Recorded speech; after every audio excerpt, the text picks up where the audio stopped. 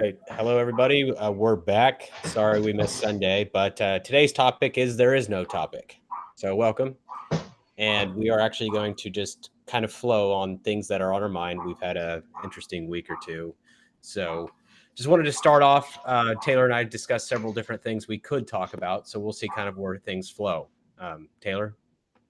Yeah. Originally we were gonna have a psychic on to read our tarot cards, but we're having to move that to Thursday, I believe, at 7 Central.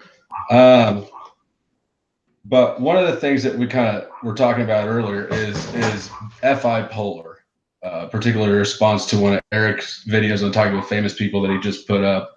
Um, and this is something that I have talked about a ton of times and have a lot of thoughts on. So we can go into that. But first, do you want to try out the world's smallest towel? Do you want to see how big that gets? I want to try it. All right.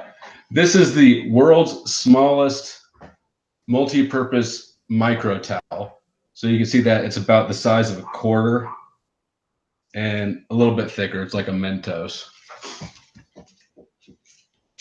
We're going to see what happens to this towel. Oh, I gotta get it wet.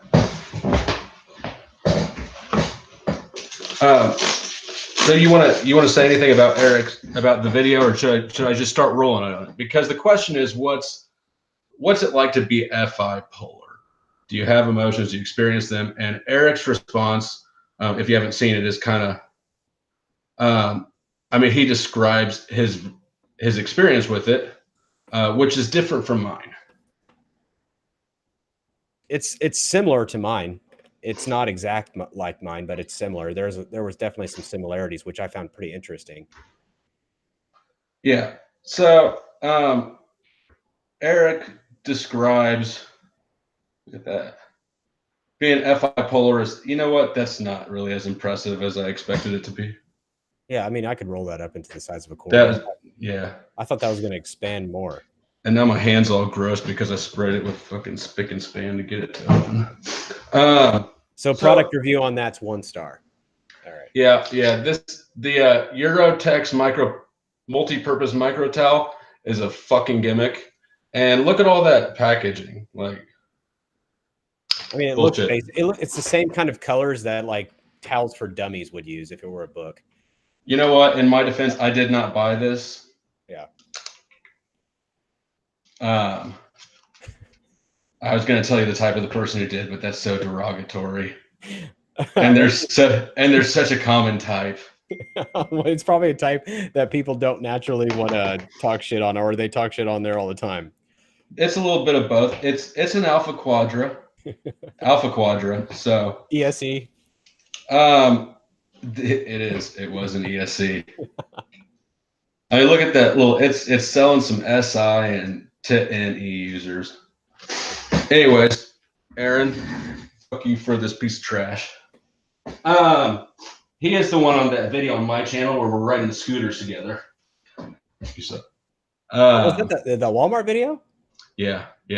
That's the guy who left us at my house. Oh, I thought you didn't even know that guy.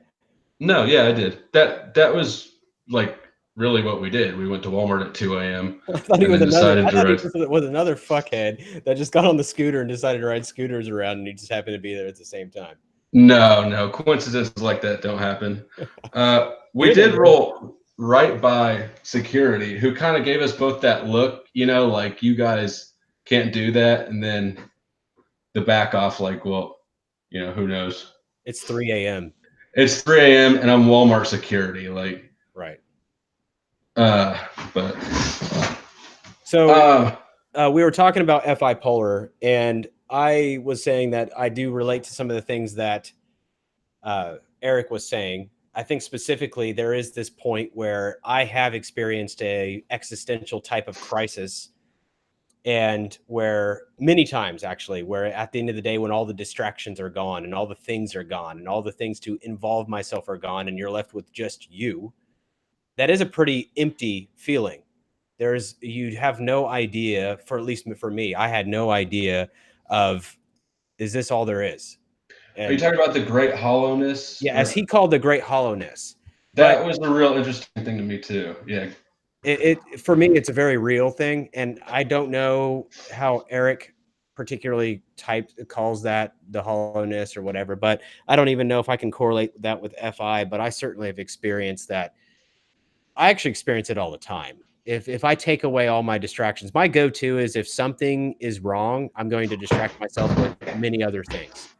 And uh, so I don't know Eric's system enough to know what constitutes FI, but I did put it on the type chart. He put it, and I don't know if this is accurate or not. He said it's likes and dislikes, good and bad, evaluation of your experience, deeper evaluation of emotions, authenticity in yourself, judges others by personal feelings. Is that in alignment with the way you understand FI as far as Eric has typed Yeah, yeah, categorized? it is. It is, and I mean, he's got the Socionics definition. It's kind of really all encompassing, that FI definition, and I think that that's how I understand it too. Yeah. So, I mean, there's parts of that that I would agree with, except for judges others by personal feelings. That I don't make those type of judgments. Like I don't. I think that that's. I mean, I do think that's an FI sort of characteristic, though. If it's Yeah. if it's likes and dislikes personally, and if it's morals and ethics, which I do think is with FI, not with FE. Right. Okay. Um, like true ethics, like your own actual beliefs, not social norms. Um, What I then heard was that, and this brings in the socionics aspect. What I heard was that the if you're FI polar, it doesn't mean that you lack any type of internal ethics. You just justify it with some type of TI reasoning, or evaluate it like a set of laws, which is very true for me. It's like rules that almost seemingly stupid to other people. For example, I don't like copyright violations. It's something that pisses me off. And I don't fringe on that at all. I don't steal movies. I don't download movies. I don't download audio illegally. I don't do any of that. And it just really pisses me off. Like I just like I being in business, I know what it's like. I understand it, but at the same time, to me, it's like a universal law where other people have decent reasons for why they do what they do, and it's like, okay, that's how you want to do it. That's fine, but ultimately, it is something that it's silly in theory, but at the same time, it's like I really like capitalism, and I think these people deserve to be paid. And so, yeah, I mean that makes sense, and it lines up with, I suppose, sort of an eight ethic, type eight, Enneagram eight, and it's territory driven. Really, it's something that you've experienced, the injustice that you have, sort of like me, and the correction system. I think that they're close to home. Um, but yeah, it does have to have moral reasoning for me, or logical reasoning. It has to make sense. right. And that's that. I don't know though, because I look at likes and dislikes. If anybody asks me, do you like that? Do you dislike that? It's really hard for me to answer that. Like I have struggled with that my entire life. What do you think of that person? They're a person. It's like that's all as far as it goes. Then I start judging behaviors. Like, well, that person has a skill in this area, has an ability in this area, does this, does that. They seem to have a presence. They don't have a presence. They seem weak. They're not weak, but it's not like I like that person. I don't ever do that. It's like, I don't know if that's in alignment with an FI polar or not, but that's certainly something that stands out to be true. I don't have those type I, of valuations come into my cognition at all. I believe it is. I mean, I don't really either. You have to really, really work really hard for me to not like you, um, or to get sort of the overarching stamp of approval. Those really just aren't things. Um, my enemies, it's impersonal, really. They'd be Yeah. surprised how much I really don't care about them. A lot of my acquaintances, I hope that things stay well, but it's just, you know, Yeah, that's how it is for me. It's like I don't really hate anybody. I don't have a hatred toward hardly anybody.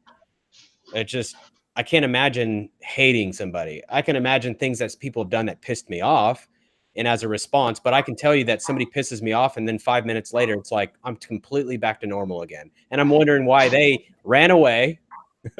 and they're gone and they're like, screw you. And they haven't talked to me in 6 years. And I'm just like, we just had an argument. Isn't that normal? Just went through that shit today with a coworker. He'd been just bent out of shape for like a week over some silly shit. And went up and just, did the fist of peace, and a fist bump later, man, he was fucking just singing and skipping around, just, and it's crazy to me to see how much of a burden things like this can be to people, because most of the time I'm forgetting that we're mad at each other. Not so much with this guy, because I know that he's got guns in his car. but really, it's just it's mind-boggling to me to really pay attention to the likes and dislikes between people that strong FI orientation, and how much, just how prevalent a part of people's life that is. And then it's kind of mind-boggling to realize that that's surprising to me, because it seems like, of course, somebody's feelings towards something would be important. Yeah, it just sometimes it really catches me off guard, because it's like after a discussion or an argument, I'm always fine. Like after the heat of the moment's over, or the threat is already neutralized, then I'm fine. Like I don't have any hard feelings. I don't hate anybody, don't dislike anybody. I'm back to my normal self. And I mean, my anger spouts can last, but it's not a feeling or an evaluation of that person. It's more of like just me, the anger calming down versus, man, that guy, I hate that guy. I don't want to spend time with that guy. I don't want to be around that guy. That guy's an asshole. I don't generally have any type of thing like that at all. And whereas I see other people very frequently form those type of judgments, and it's like, to me, I'm very oblivious to it. Do you find that people, when you interact with people just casually, at some point when you're then being friendly with somebody who's just an acquaintance, sort of, they're surprised that you like them or that you don't dislike them? I mean, everybody thinks I just don't care for them. Everybody thinks it's just neutral. I did a bunch of job interviews at my job, for example, and I was interviewing these people, and then I hired a good portion of them, and they came in and they were like, before I actually walked in to train them, they were all talking about me and how the interview process was. And they were like, man, that guy's a straightforward guy. That guy's a straightforward guy. I don't think he likes any of us. I don't know why he hired it. I was surprised when I got an offer. And so they don't think that I have any feelings for them at all. Like it's just, and I don't make those evaluations. So when they find out that I'm actually, fun and lighthearted in the way that I teach versus how I interview, it's like, I actually have a good time. And they're like, wow, this guy's actually pretty relaxed. I guess it's this intensity that comes off at first. And then I actually try to make the environment fun later. But I don't know if they feel surprised or not, because I don't really read into those emotions very well. I guess I just see it, and I just know that some people are more attracted, I guess, to me and being able to be like a friend of mine or trying to be a friend of mine. But it's like time has no real relevance in my evaluations of people. Like it could be, I saw you 6 years ago and now we're on the exact same place we left off. I don't feel like it's like we've been so far apart and now our distance in our relationship and there's barriers. I don't feel any of that. So I generally have to take their feedback and go, is this real? Is it right? Is it? And so I don't really understand any of that for me. And I guess that's what I'm trying to get at, is I don't know if they're surprised or not. I've found that people just sort of impulsively fill that gap in like or dislike, whatever, the indifference, the neutrality. People don't treat it as neutral. They'll fill it with negative assumptions if you don't put in positive assumptions. So that's just something I'm trying to be actually very mindful of, because God, every now and then I kind of sit down and actually look around and realize how many people have some sort of a beef with me over something that doesn't matter at all. I just haven't done the tiny bit of FE work, I haven't offered them a fist bump. Right. I think that's the thing, is people think I don't like them when, like you said, it's negative. Like they think I don't like them if I haven't done the FE part, if you will. Mhm. And oftentimes it's like I'm so to the point, I'm direct. I will tell them exactly what I'm thinking at any given moment. And it's not that I want to be rude or I intend to create negative feelings. And I think they think that because I'm that way, they might think it's negative. And I don't say, but I do filter what I say a lot. Like I don't just cut it plainly and say, if I think, I try to put it in a little basket in which people can receive it well. And sometimes it works and sometimes it doesn't. So I don't know. I've this is kind of off topic, but I've given myself a couple little things to try to do to sort of bridge that gap. One of them is, and I suck at this, I've not been doing it well, but saying happy birthday to people on Facebook. Um, I think that's a great way and just automated to just keep, interpersonal connections smooth and lubricated, especially if you're like me and my Facebook's got, over 1,000 people, and it's kind of like a big Rolodex, really. The other thing I do is I make a point of saying, "Have a good night" or "Have a good weekend." Whatever. How was your weekend? Those little greetings and goodbyes, because Yep. I've done a little bit of that. I'm still not very good at it. I try because ultimately I know what my aim is. I want to have an impact. I want to have an influence, right? Um, and so I do try to do those things. Like in the morning, I'm like, good morning, even though I don't like people asking me good morning or telling me good morning. And I don't, it's like, I prefer not to respond to those things. So I try though. And it's like, I try and I try and I'm like, okay, let me try it this way. So I come back and I go, hey, and I'm like, how was your lunch and how was things? And I start talking to them and then they start talking and it's like telling me a life story. And I'm like, okay. Okay. And I'm trying to yeah, actually what I'm working on now is being more concentrated and being more present with what they're saying versus actually going, I shouldn't have asked that. yeah, yeah. I know that one. Yeah. Like I wish I didn't ask that. And now I am now trying to ask that. Now I'm like, I regret that. Now instead I'm trying to be more present with that person and actually listen to what they're saying and trying to get like some kind of deeper insight into my weaknesses because the whole ethics for me, both introverted and extroverted ethics are bitches. They're really hard for me to grasp, regardless of what system it is. Like, not in a single system do I type as an ethical type. So Right. naturally, anything that's ethics or feeling is an area of struggle for me in general. And I think part of the reason why my FE, some people, Eric used to say my FE was really good, and I can push it if I need to and I want to, but a lot of times it's like it's a struggle.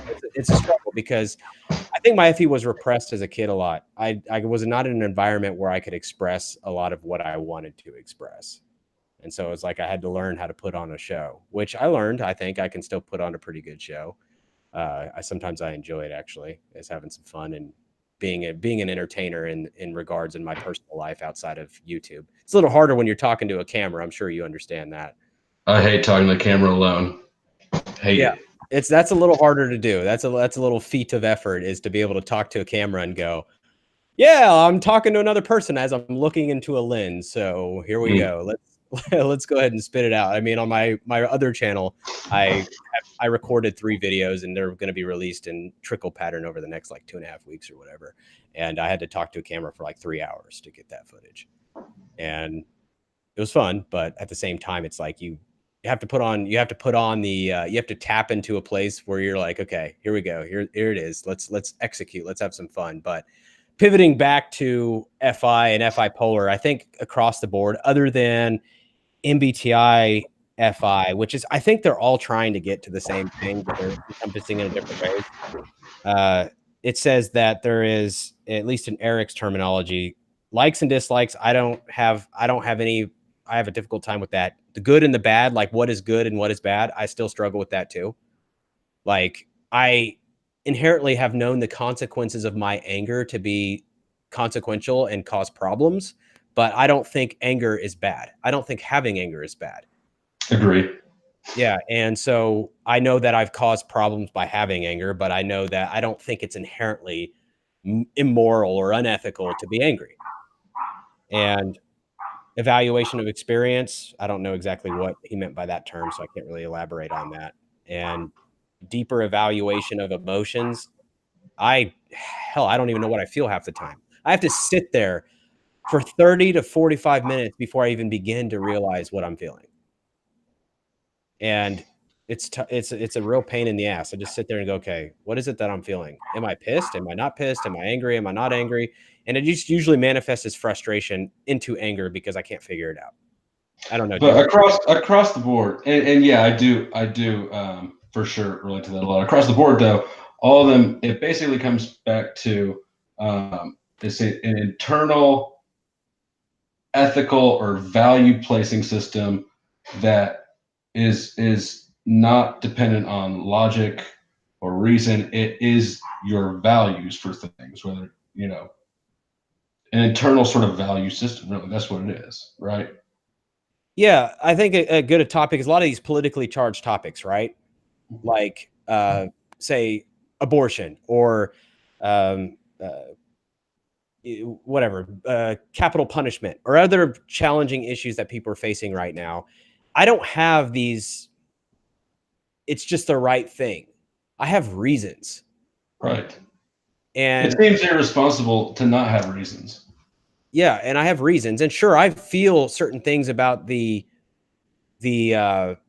reasons I feel like, but I don't know what it is I exactly feel a lot of the time. So it's like I have reasons there, but it's just like, what is it that I'm trying to convey, and what is it that I'm trying to push out? And I always back it up with reason. It's not like I just feel this way because it's right. I can't just watch a video and be like, that's what I feel too, and I'm there with you. And oh my God, I so relate to this. I'm not. That's just not me. Like, oh, the guy that resonates with my car.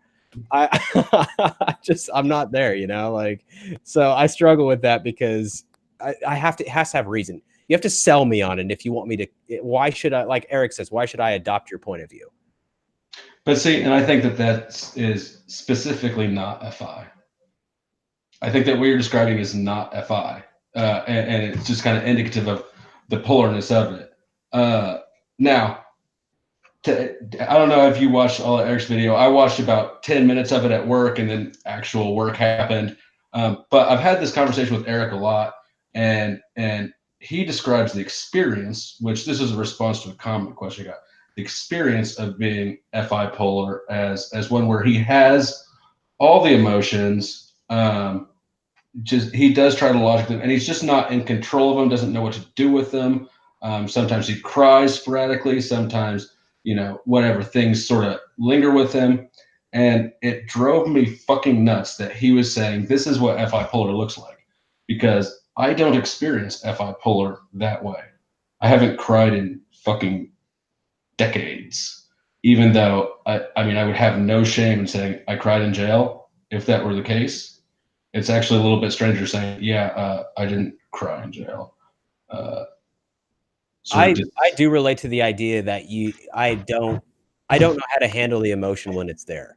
So it usually just manifests as anger, but when you start digging deeper and I start introspecting more, I do relate to the idea that it just turns into anger. And then I could go layer deeper, and then I find out it's some other stupid emotion and it's just, but a lot of times I have to have Lily probe and try to help ask questions. The problem with that is that as she goes deeper, she starts experiencing the anger and the frustration because I can't find out what it is that I'm feeling. And I get just feelings, but I have no idea how to process them and no idea how to get them to healthily process. Like she told me a long time ago, it's input and then it processes and then output. Well, what happens to me is input and then I just gets buried. And because I just suppress it, whatever I'm feeling, and because I don't want to deal with it, because I don't know how to deal with it. And that for a while, it just bottles up, and it's just this constant anger in the background. Right. Yeah, absolutely. And I turn every negative emotion into anger, for sure too. So fluidly, so automatically that I don't know when I'm doing it at all. And I suppose that I don't really dig down to find out what the anger is, like it sounds like you do. We're both with top two FI using girlfriends. Yours has second slot, mine has first slot. Yep. And I think we've both been described as, what was it? childlike emotions. Yeah. I mean, she just calls me childlike in general. And there's no doubt that I'm sure both of us are, but one thing that really has historically driven me nuts, and that I've tried to get Eric to stop claiming this is what FI polar looks like, is the crying. Because he'd always say that, FI polar, we cry a lot, we cry randomly, we don't know why. And I'm sitting here going, hey man, not all of us are bitches. So some of us are so macho about our FI polar, it's cliche. And Socionics finally gave me the answer to why that is. So the polarity of functions, the plus and the minus sign on any given function in Socionics, describes sort of the range of use you have with it. So we as SLEs. Before you jump in, I think I can explain Eric's side of it, because mine manifests as anger, and I think his manifests as tears. That's how he pushes it out. But he's also got I've seen him rage too. He's got just a spectrum of it. Yeah. Just the tears are the ones that jumped out to me, because I mean, from my understanding before, which is we both have FI polar, they should be the same. That's just a whole thing that didn't line up at all. I think one of yes, to an extent. I mean, at the same time, if you're taking in not Eric's model, but you're taking in the Socionics model, what you're seeing is that it's not only FI polar experience, but he's also experiencing role SE.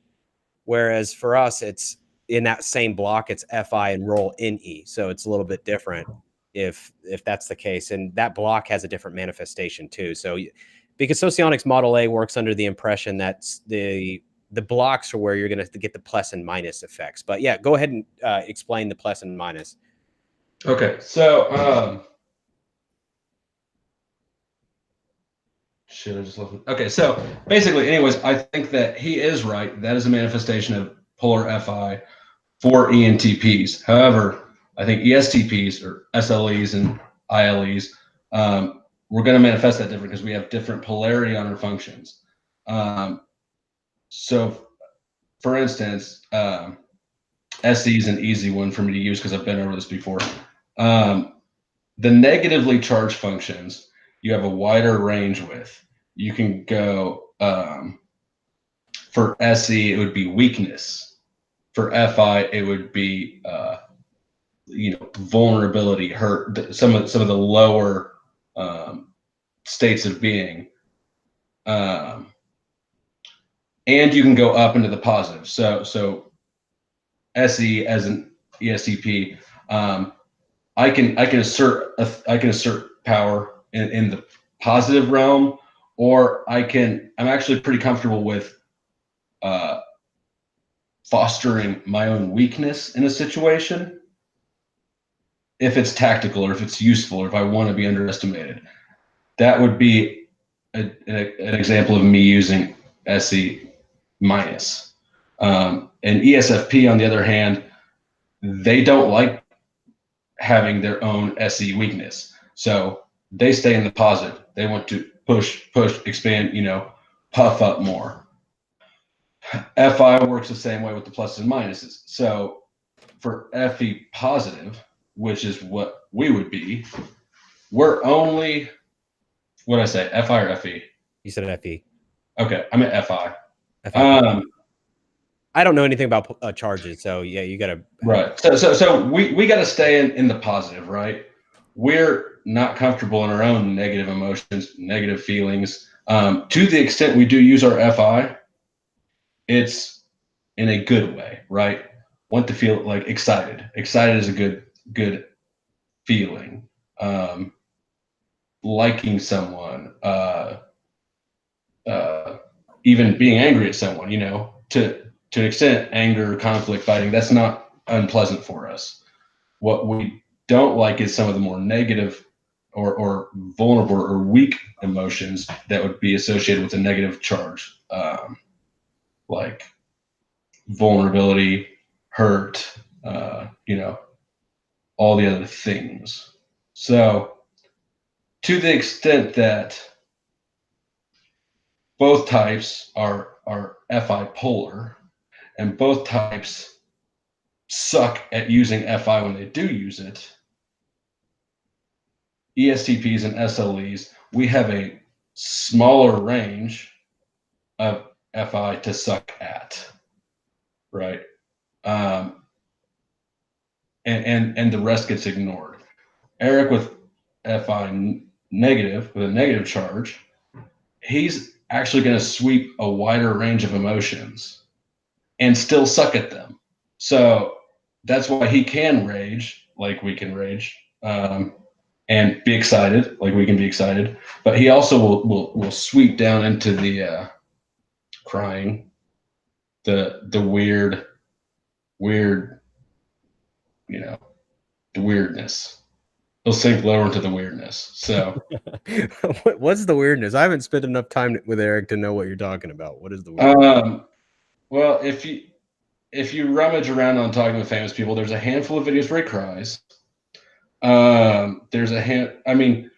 He brings up his dog. I remember when his dog died. I remember the video when his dog died. He was a shit show for a week. And I'd never had a pet at that time. Now I've got my first cat for 3 months now. But I couldn't get it. I was confused as shit. So I was trying to be like a buddy to him without writing him off as fucking wacko. But yeah, he was a basket case for a week of our dog. So maybe it's a pet people thing. Maybe I just don't get pet ownership, and it's really a reasonable reaction. But if I lost my dog, I definitely would feel it. I'm very confident that I would feel if something happened to my dog. I mean, I've had my dog longer than I've had 99% of my friends. Like it's crazy, but it's like my dog is definitely an extension of myself. It'd be the same feeling as if someone cut a hand off. Like, oh fuck, my hand's gone. And then see, I've never had a dog. So again, maybe it is. Maybe you're just down in the weirdness too. Yeah, I mean, I'll admit it. I'll hang out in the weirdness with Eric if it's about pet ownership. I'm all for that. So some of the more sentimental, he gets sentimental sometimes, in a way that I wouldn't want to dwell in, Yeah. And there's just a range of man emotions on display. They're on display, and they're not prevalent. It's still pretty rare, but it's far more common than happens to me, and far more common than I'd ever consider putting on display. Like the first time I saw him crying on a video, I went into damage control mode for him. Like, Eric, you don't realize this yet because you're an emotional basket case, but we got to scrub this shit off the channel. You're crying in public. This is not okay. But it is okay. He's perfectly fine with that. Yeah, I mean, he was. I watched the video. He was totally fine with it. For me, it's like I would never publicly display any of that.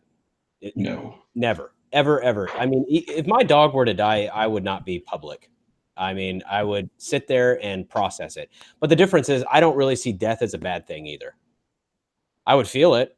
I would feel the absence, the lack of space, but I don't see my belief system indicates that I don't think death is bad. So I would see it as a passing. It's a phase that has ended versus it being some traumatic experience. I don't think I would be trauma if I lost my dog, but I would feel it. The space would be empty. Like if my dog is off into I had to take him to a vet a while back and he was out for like 3 days, right? I could feel the absence in space. I guess that's the physical boundary thing. You can feel when somebody's in your area. And when my dog's not here, it definitely feels like there's a lot of space. Like emotional space, like I dog sat for a buddy about 6-9 months ago, and it was a great dog, big chill male pit bull, but I realized that I absolutely hate having to pay the attention toll at the door. Right when I walk in the house, I want to take my fucking boots off. I want to empty my pockets. whatever I want to do. I want to do the me shit before I attend to this big loving thing, you know? Yeah, I'm the same way. I I, take care of my needs first. Yep. And then I will take care of the animal next. But and doesn't that feel like the dickish thing to do? no, I mean, I come first. Doesn't your dog give you that like sad look, like, or that happy look, like, ooh, I'm so excited to see you, and then you just kind of like shove it off and go in the room and shut the door? Like, I kind of felt like I was being a douchebag. I mean, I do it all the time. I Mm. take this dog right here, this one, and I kick him out all the time. And then he whines and yips and screams for like 25 minutes, and then I throw him in Trey's room. Trey, Trey tells him stories about existential shit. Yeah, and that dog has now learned, how to be a It's spirit being through osmosis. it's probably enlightened by now. For sure. There's no doubt that dog is a true cult acolyte. So the other thing you said is emotional space. I don't really know what that is. I kind of have an idea maybe of what it may be, but I don't really know. I know that physically I feel when someone is I am the What lightest. about the great hollowness? Well, the great hollowness is a different thing, but I know that I'm the lightest sleeper I've ever known. Like one little noise, one person walking in, one small twig snapping outside, I'm up. I'm super alert. And so I'm always aware of everything that's happening around me. So I know when there's people around me, like sneaking up on me is not an easy thing to do because I'm super hyper aware of my surroundings. That C.S. Joseph had mentioned a while back that, I don't know what the hell type anybody is in his system because it's really weird. But I was trying to figure out my type in his system, and I was like, okay, so I'm going to default and go to ENTJ. And then he was talking about how SI polar has no memory, and it's like you have no awareness of your surroundings. And I'm like, dude, that is definitely not me. Like, I am hyper aware of my surroundings. Lily always asks me, she goes, where did I put my, and then you can fill in the blanks. And I always know where it is. And if she hasn't shown me or put it somewhere, then I don't know where it is because I haven't seen it. But I always know where she puts it. I know where her things are better than she does. I'm the same way. Yeah, I'm just hyper aware of everything, where it's at, where I put it, where I don't lose things. Like it's very rare for me to lose something, and if I lose it, it's because someone. Uh, so I mean, it sounds if I lose it, Somebody moved it or they took it. somebody moved it, or somebody put something on top of it where I can't see it, and I'm just like, and then I didn't know where it went, or somebody covered it, or somebody threw it in the same. But I'm hyper aware of everything, and so Quick sidebar. the godlight. Somebody took the godlight cord, the ghetto rig cord. Just it reminded you talked about people moving your shit, and my mechanic guy who's working on my car, of all the fucking things he had access to, he popped the cord off of this light. Wow. That's it. I compare myself sometimes to Trey, right? Which he has no awareness of his surroundings. None. I mean, it's like completely absent. And I'm just he it's so bad that you can just laugh at it. He laughs at himself too because he is oblivious to anything around him. I mean, I'm like, "Hey, go grab he's like, "Where is it?" I'm like, "Really? Go look." And he's like, "I just don't know where it is. I can't see it." And I walk over there and I'm like, I point, I'm like, "It's right there." And he goes, "Oh shit." So, Trey, by the way, can you give me the logo in blue, please? Does that bother you? I mean, obviously Trey doesn't. You guys live together, but in general, I've found that, especially at work, man, there's this one fucking dude who never has any awareness of what's going on around him. He's constantly in the way, and it just irks me to fucking death. Well, if there's a job to do, yeah, you're taking up resources by sucking. That's a different Space, taking up space, right? space and resources. The prime resource being my time and effort, right? But also the efforts of other people and making sure that they're not wasting their time too. So yeah, in the workplace, Trey typically would drive me nuts. But in the home, okay, not so much because at the end of the day, it's like, okay, he's oblivious. He doesn't notice where anything is ever. So, okay, that's fine. I mean, whereas me, I walk out of my room and if something's been moved, I know. If something's been altered, somebody's been in my room, I know. And it's like I always know if somebody's been here, and I'm very well aware of those things. Whereas I notice so many people are just absent-minded, and I'm telling you right now is one of the times in my life where I have the least amount of concentration that I've had in years. Like my ability to concentrate has greatly decreased. So, and I'd imagine though that your awareness of your own surroundings and other people's sort of automatically by extension, it's not limited to physical environment. Like I can hack into Katie's accounts on anything if she loses her password or forgets it, easier than she can remember it or find it. However, my own shit is not open. Like people can't find it to even try to hack it. I'd imagine that you're the same way. To some extent, that's a territory thing, really. Yep, absolutely. But see, there's a flip side of that coin. Because I'm so protective of my space, I'm also really respectful of other people's space. Like, I don't get into their shit. I don't do that. I don't like, I just, hey, that's your space. This is my space. Now, if you can't take care of your space, I'm going to take over your space. And that's how my mentality is. But I do respect other people's boundaries. And I'm very well aware of those too. So I don't cross boundaries unless there's some kind of intent or purpose or goal. Otherwise, it's like, that's your area. It's my area. And as long as we're clear, we're good. I think that probably your courtesy is not appreciated by most people. No, because it's not done through words, it's done through actions. And I don't think people notice when things are good, people tend to not pay attention to them. But when things are bad, that's what gets the most attention. Which sort of brings us back around to attending to people's feelings. Right. It's like if I don't do something right, then everybody notices. But when I do things right, then people don't ever, they take it for granted.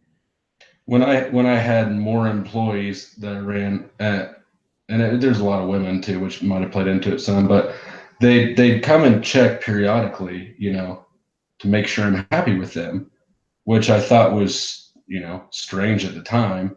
I told them that no contact is approval. You'll know if I've got a problem with something that you do, which in hindsight is terribly inept management, but similar thing.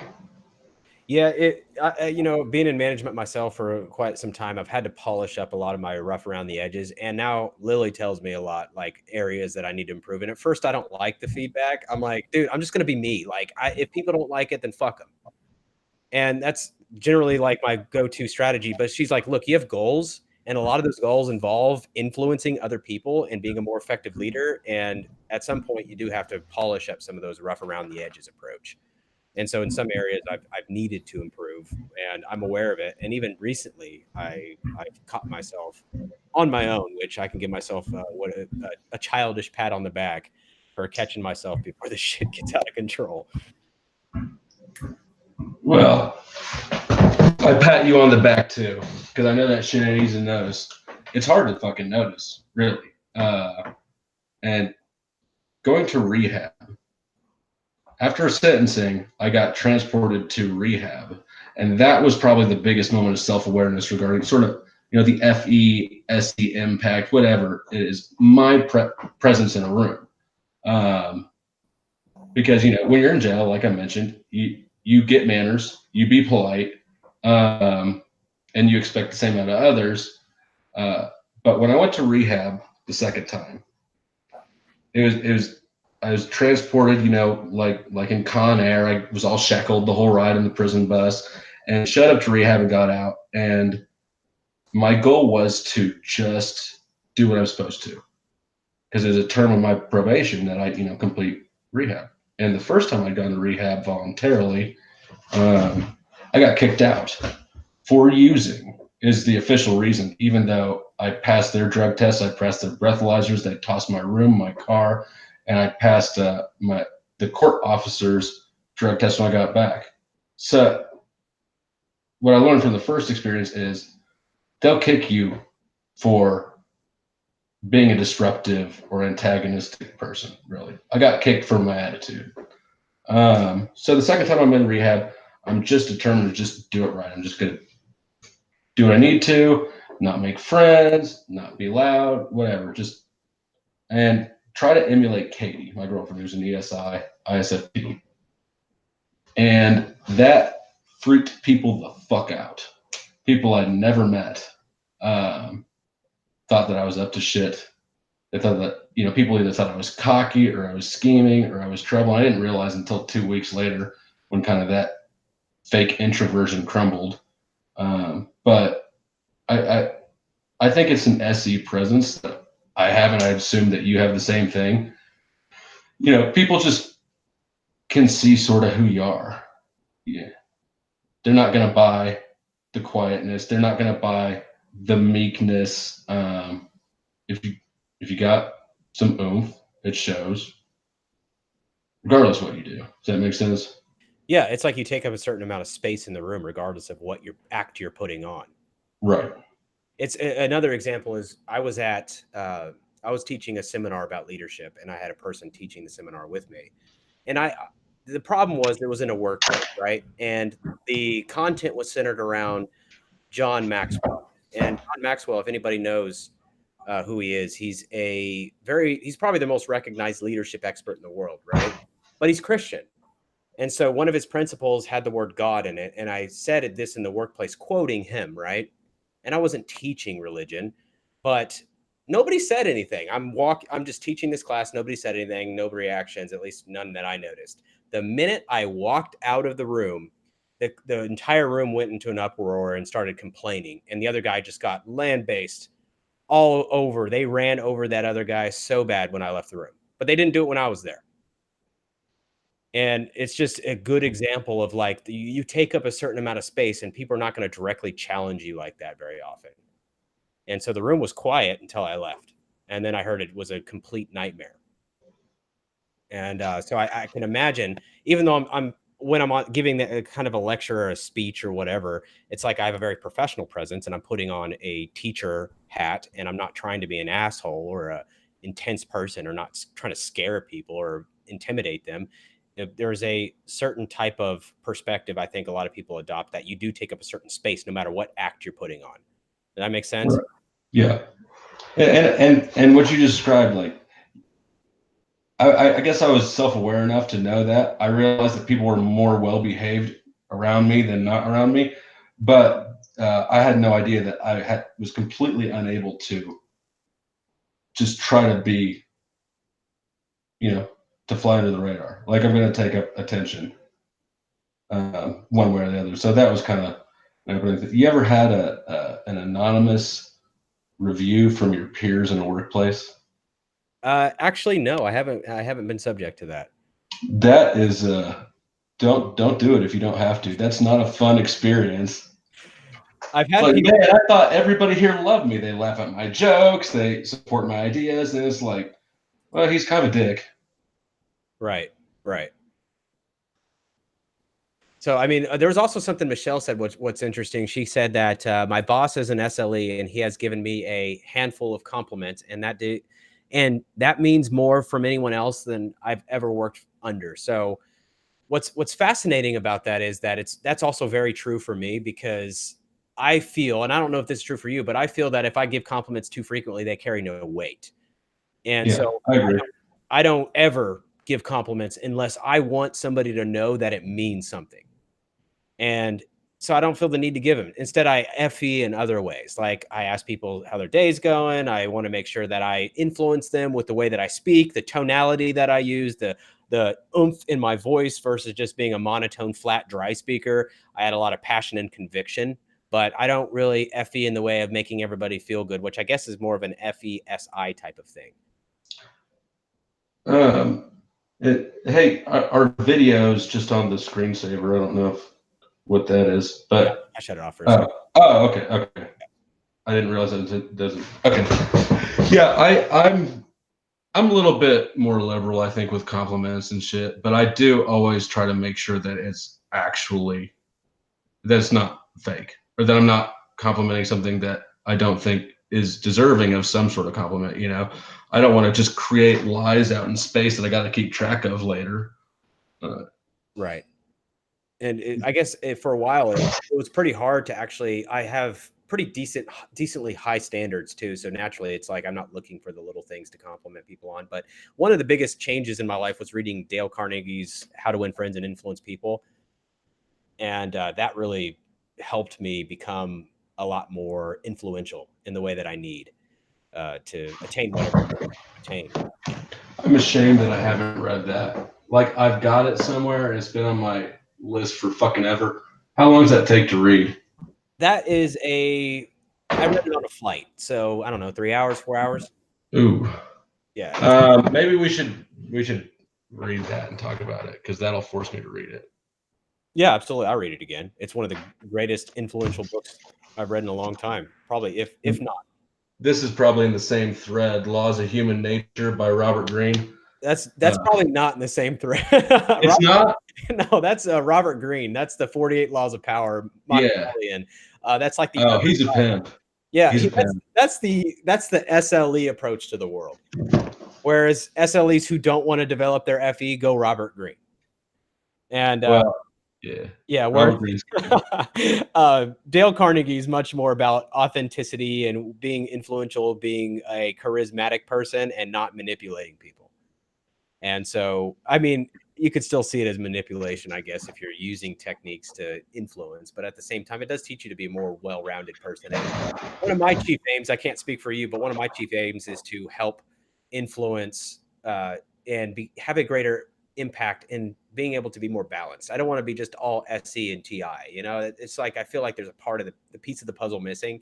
Although it's fun and it's enjoyable, I do see how limited it's become. Yeah. I mean, if you're 20 years old and then all of a sudden you're 30 years old and you're dealing with the same stupid shit, the problem is not your life, it's you. And I've got a lot of recurring themes, and most of them center around that sort of, interpersonal relationships.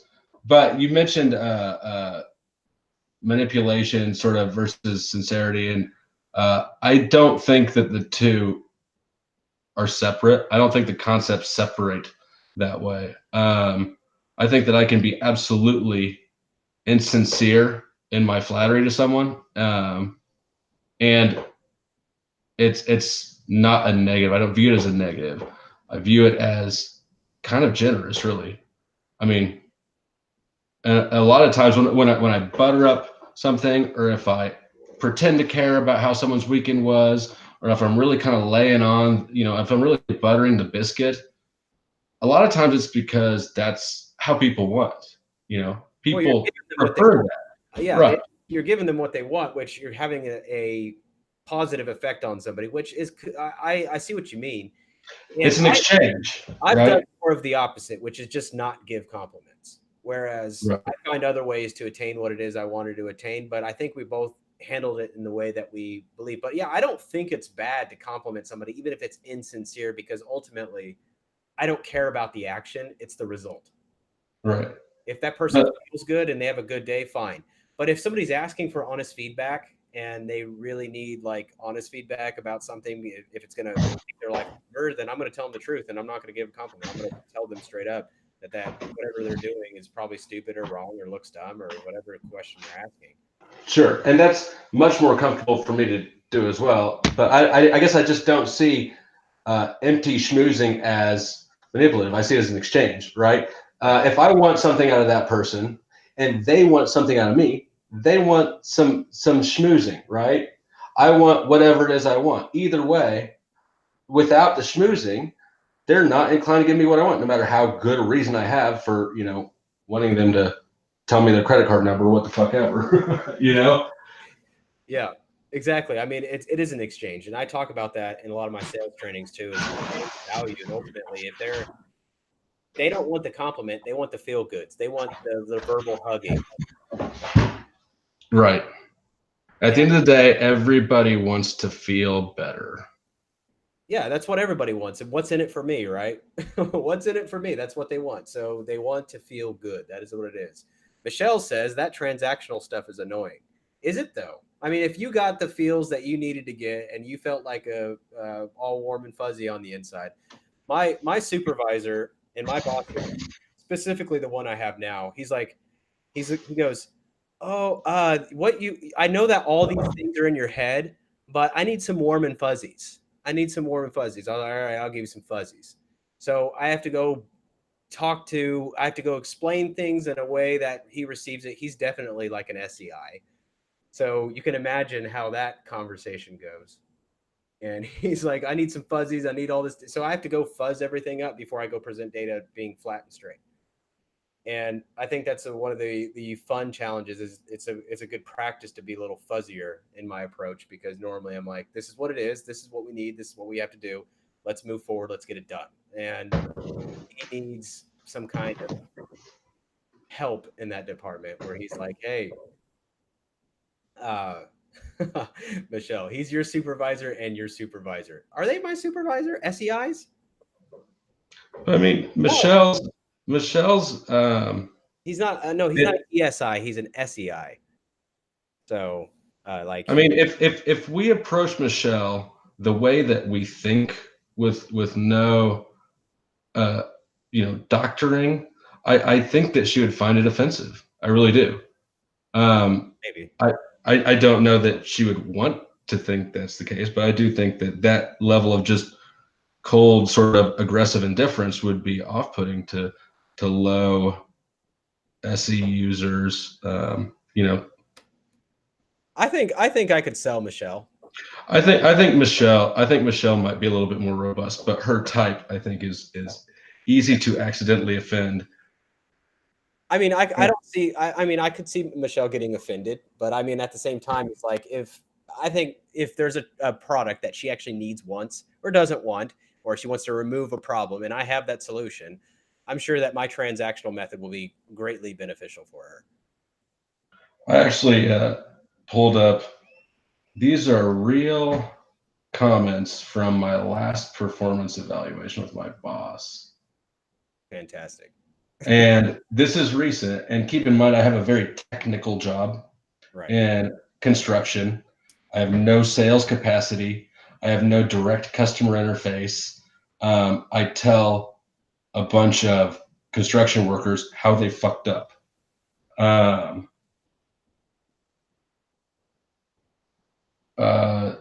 Comment. Yeah, and it's one of those things where they give you scores, 1 through 4. 1 doesn't meet any expectations. 4 super exceeds all of them. Comment here. Team mentality is important. Needs to improve initiative with respect to customer service. Let's see.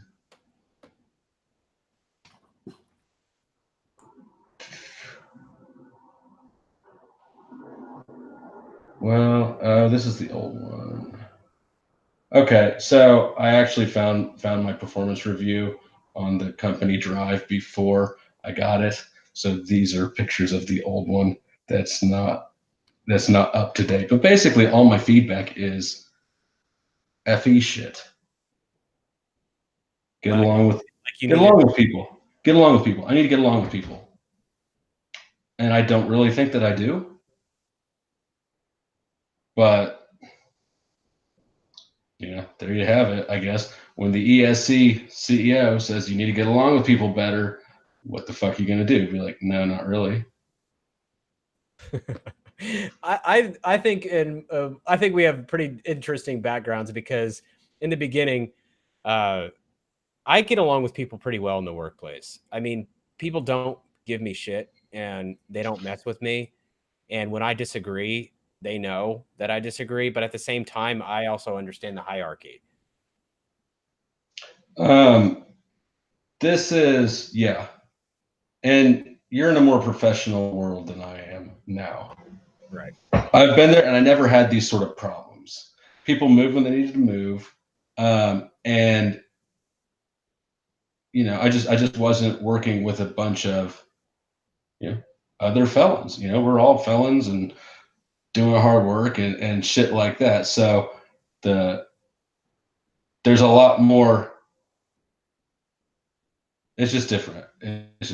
So, and when you piss somebody off, they don't go to HR. They threaten you right there. Right. Yeah. In my workplace, like, it's super political. So it's like, you don't know somebody's upset with you until you get sent to HR's office. I still find myself in HR pretty frequently, though. And I'm like, what did I do now? And somehow I've stirred up a problem. Yeah. Right? Well, I didn't explain well. There's a divide between the office and the plant. For sure. So this is office issues with my ESC boss, ESC plant manager, SCE foreman. Like there's just a lot of interpersonal focus in the office that I just neglect the shit out of. And I figured that, you know what, my work will speak for itself. So Anthony is saying that I have the 7. There's not much 7 at all. No fun for the sake of fun or immediate synthetic analysis. That is not my character at all. So I would say that is the perception that you're getting, but I am definitely a fun person. I cause a lot of ruckus at my workplace. You're just getting part of the story. So, I mean, I can understand why you might think that, but all in all, I definitely lean more toward the 7 size. I push the boundaries, push the limit, have some fun with it, and do it just because it's fun. So I would say that, you only get in a small part of the story. But. And you know that you're going to need to prove that, right? I don't need Anthony. You got to prove it to me, though. Yeah. And travel burden is on you because I'm on travel restriction because I'm too fucking much fun to leave the goddamn state. Yeah, I know. We'll be up there at some point. Anthony, I don't know if you've talked to Anthony at all. Don't know. He's been around TWFP for a long time. He's the only person who's accidentally turned their camera on while taking a shit in the raw room twice. But he does know his shit about Enneagram. And I was talking to him earlier about me being an 863, not an 8, or an 836, not an 837. And passing, I mentioned, I'm not sure that you don't have a 5 or a 6 at the end there. So his comment isn't completely out of nowhere. Although it is abrupt.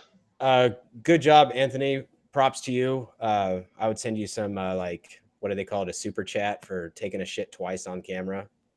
That's why they call it Talking with Famous People Raw. I mean, that shit sounds like it really pushed the boundaries at times. I think there was multiple incidences where I think YouTube closed that whole channel, right? The whole thing's gone. And thank God, really, like I didn't do anything ridiculous on there, but I'm still relieved that it's gone. I'm proud of you, Anthony. You're breaking records. He dropped 2 Anthony's. And he's not the only one. I mean, Eric's had a big debacle. Nick, you ever meet Nick? I've not met Nick. I know who he is, and I've talked to him, but I've never met him. Yeah. I realize that there's nothing I can do at all that would embarrass me, respectively, compared to Nick and Eric. They took the cake as far as stupid shit you can do in the raw room. But anyways, yeah, his comment isn't just out of nowhere, and it's probably a little bit of a challenge. But I don't mind I don't mind. I'm pretty open about my type. I just don't fully. I don't fully understand people when they give me short little sentences of stuff that it has no. I need more substance if you really want to change my mind or have me think about it. And maybe we should talk to Anthony in a different thing, because I'd be interested to hear his point. I do seek out his opinion on Enneagram stuff. Yeah. So he said, what did he say? 5, 6 fixed. So I don't know what that means. 5/6. I think that he's saying he doesn't buy into you having a 7. Well, I mean, does he agree with Catherine Favre? Anthony. I mean, that would be what I would first ask, because if her tri-types are real, 837 makes a lot more sense than 836 for me. But if there's not a lot of credit to that, then I'd be interested in hearing his perspective. I'm actually still interested in hearing his perspective. I was more easily convinced, let me put it that way, of a different perspective for sure. But anyway, we can't wait for him to reply, because I don't even know if he's there. He could have signed off already, as far as I know. Probably taking another shit. Yeah, he's probably getting ready to take a shit. So, Anthony, you can rewind it, so you can go back a few seconds if you didn't hear what was said. And you had to mute because you were taking a shit, right? It's cool. We all take shits in the raw room. Yeah. The raw room's gone, though. I just have my cameras managed, and if I'm taking, if I know I'm taking a shit and I know that they're going to be interacting and there's risk of bumping the mouse pad, I put a post-it note over the fucking camera. Right. That's just good form, isn't it? Lovelu asked, "What's your Enneagram, Taylor?" It is an 8-3-6. Yeah. Social, sexual. So I previously thought I was an 8-3-7, but was it Catherine Farr or Linda Behrens? Whose link did Jonathan drop? I think he dropped Catherine's. Yeah, he did. That was that test, you mean? Yeah. Yeah, that was Catherine's. So that gave me back 8-3-6 for the first time ever in my life, and I was tempted to write it off but I looked into it, and the type descriptions seem much more consistent with. I mean, it just seemed really consistent. Yeah, I would say the head center is the one I'm most open to. That makes the least sense. That's why I put 7 last. The head center, I do experience a lot of the 7 dilemmas as far as like what's underneath the surface, but it's the one that's last for sure. I definitely know 8 and 3, and I'm experienced with both of those fixes all the time. 7, it's like off and on at times, and then at other times. But again, I don't know where Anthony's coming from, so. So let me ask you this, because this is something, I mean, just the simple distinction kind of made a lot of difference to me. At its core, one of the things I associate 7 with is avoidance. And at its core, one of the things I associate counterphobic 6, which is what my 6 would be, with is distrust. I am a much more distrustful person than I am an avoidant person. Yeah, I think that's true for me too. I'm super skeptical, but I don't really necessarily avoid things. So I mean that side, you know me, I'm skeptical. The minute you send something, like I'm like, who is this? Yeah, I think you even preceded one of your earlier messages with what did you say? With the tarot card reading. So the thing that we're going to do on Thursday, yeah, I called him to ease him into what's going to happen. Like, I know this chick, she's a psychic, she's good, she's going to read my tarot card, and she's going to read yours. You cool with it, right? And he was, but there's a very strong skeptical side though. It's like, what's this? I always think that somebody's gonna get they're in it for themselves, and I always want to know what that motive is before I just say yes to something. I'm like, what's that real motive? Oh, I've got that worked out for us, man. Yeah, I know what that is. I'll fill you in later, but I got that one covered. Oh yeah, wasn't that one of the videos too? We were gonna do at one point. People's motive. Well, if it's not, we should, because that's super fucking important for everything. Yeah, it's funny because how does somebody who's FI polar and sucks at NE read people's motives? That's the interesting part about it. How does someone who is that bad at FI and yet we still find ways. Somehow we're still right. I mean, I'm right a lot. Now I'm not as right as much as Lily. She's usually always right, like 99% of the time. And I'm right. I think I'm wrong a lot, and I don't notice, actually. Right. Because how would you? Who's gonna tell you? Anthony. Oh yeah, I sent him a link. Anthony's here. What up? Yeah. What's up, Anthony? How's it going? How you doing, man? I'm all right. Welcome, I'm a little glad to have you on. Flustered. Taylor sharing my shit-taking stories, which is one time, by the way, not twice. Oh no, it was absolutely twice, because Janelle made sure I knew both times and sent me links. When you took whatever the case, it's still an accomplishment. It is. Yeah, it's an accomplishment that you did it by accident, once or twice. No. See, one time it was by accident. One time it was definitely on purpose, because there was that Taylor. Do you remember that kid Nick? Who you're not? It's not a believable lie. I don't know where you're going with this, but it's all right. You shot twice. We both saw it. We had to take him down because you were a minor at the time.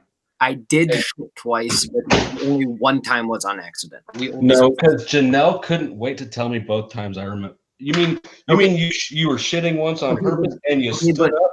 Okay, but it's much funnier if it happened on accident twice, knowing Janelle. Janelle. So it really did happen twice, though, right?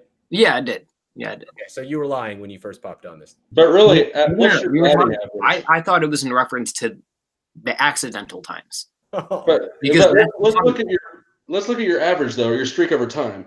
I mean, how many shits do you think you've taken in the raw room? What streak are we talking about? Because this is getting success streak. His batting average of taking a shit without turning on the camera. What do you think that's at? Because I know you've taken more than 2 shits in there. Nathan asked a very good question. He goes, "Why do people have their toilets in view of the webcam?" Were you on your phone, Anthony? Is that what it was? I don't remember. I don't want to remember. It's the old laptop situation. You brought your laptop in the bathroom. It's cool. We've all been there. We're moving on. There's no need to be ashamed of that. He's under pressure. So let's talk about 6 wing 7 shit whatever, the head centers.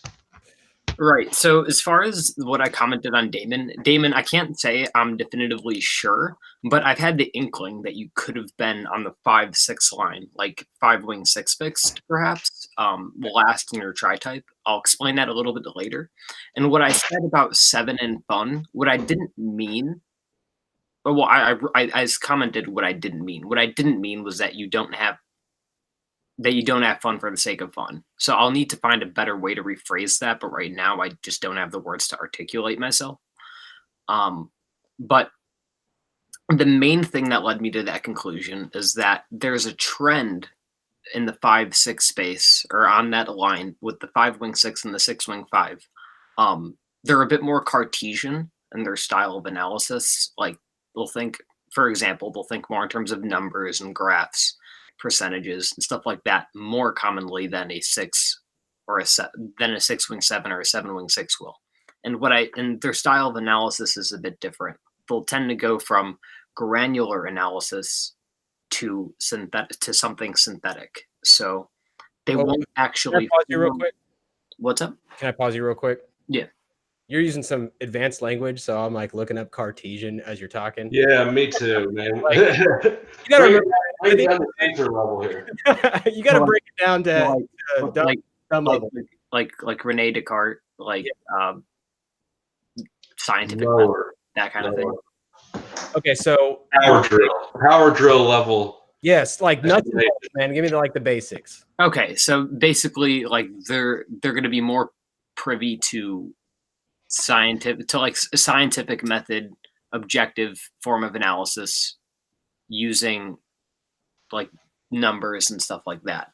Can you give me an example, because it sounds super boring right now? An example? Well, I was going to explain. It sounds super boring. Yeah, it does. It sounds really boring. You're talking about scientific analysis, and my brain's already shutting off. Okay, well, I don't know what to tell you about that, but basically, where I was going and why I thought you could have been in that space from, obviously, like watching you in your presentation, because I haven't actually interacted with you yet before, so give me a break. But I'm messing with you, by the way. Yeah, I know. But people on that 5-6 line don't tend to form theories or have an idea of something before they've observed and gathered the information necessary to form that idea yet. So before they even come up with what they think about something, they'll sit and they'll watch and they'll grab parts, and they'll ultimately end up constructing something that can be objectively relied upon in order to come to that synthetic conclusion, or to synthesize that into what they think. People in the 6-7 space tend to do in reverse. They tend to grab an idea out of like the ethereal first. I think that's the right word. But and then they'll tend to find things. What's ethereal? Like out of the space of ideas. out of So you're saying that 5-6 don't form opinions until they've got right. structure. Yeah, until they have things to back those. They observe first.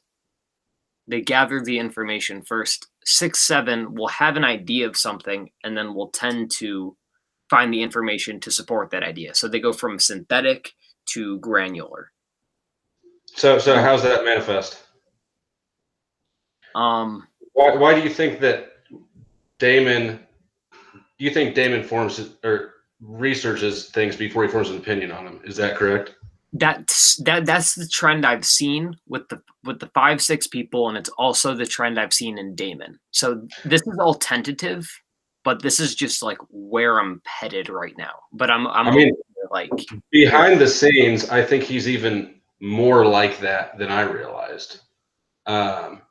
This motherfucker reads. Right.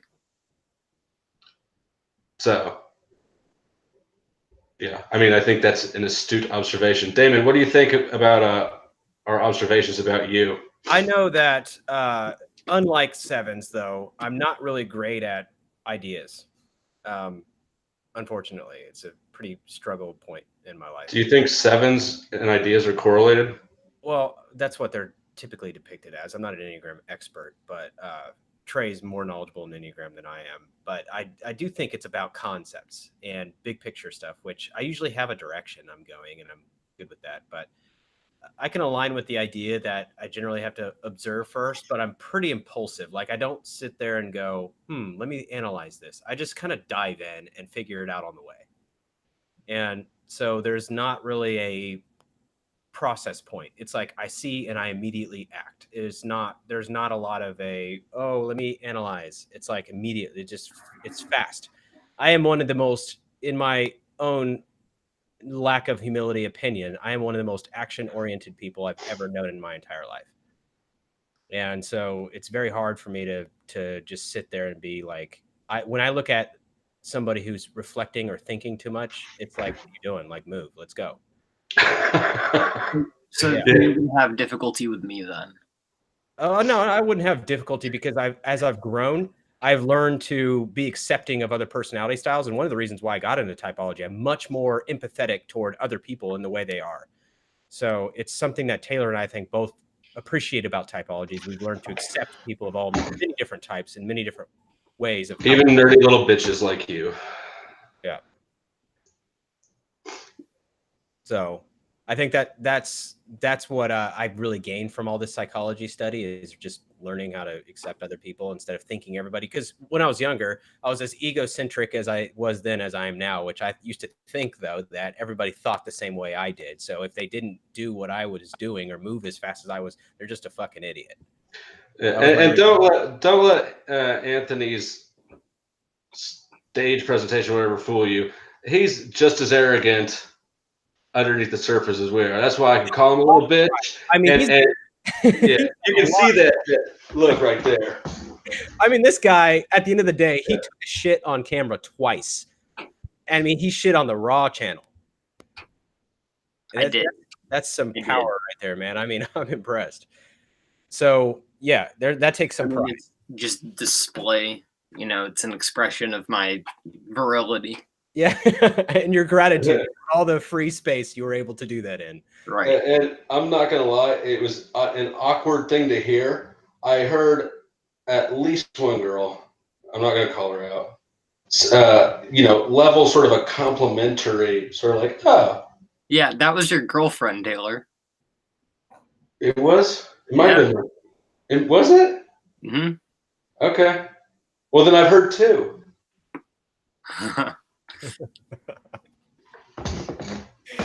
So all in all, going back to pivoting back, so you've had the inclination that I am probably somewhere along 5-6 is what you're.